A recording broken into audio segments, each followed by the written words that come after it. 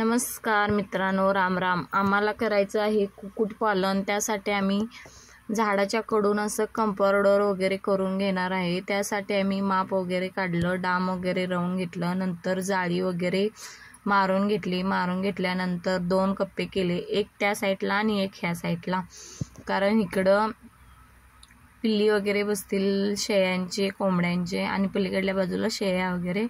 मग अशा प्रकारे आमची जाळी बनवून झाली होती. झाल्यानंतर गवत वगैरे शेळ्यांना, कोंबड्यांना टाकल्यानंतर आम्हाला रानात लावायचं होतं थोडं शेळ्यांना चारा. त्यासाठी आम्ही बाग काढून घेतली डाळिंबीची. नंतर नांगरून वगैरे घेतलं. नांगरून घेतल्यानंतर लोटर वगैरे मारला. लोटर वगैरे मारल्यानंतर सरी वगैरे सोडली. सरी वगैरे सोडल्यानंतर पायपा आणून पायपा वगैरे हातरल्यानंतर आम्ही बी वगैरे विकत आणलं.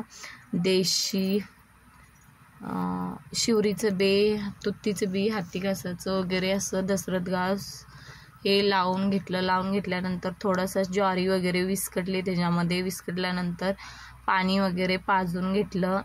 पाणी वगैरे पाजून घेतल्यानंतर आता बघू आपण आठवड्यानं कसं उगवतं कसं नाही. मग आठवड्याने पाणी द्यायचं. मग कसं उगवतं कसं नाही ते बघायचं. Bye bye. व्हिडिओ कसा वाटला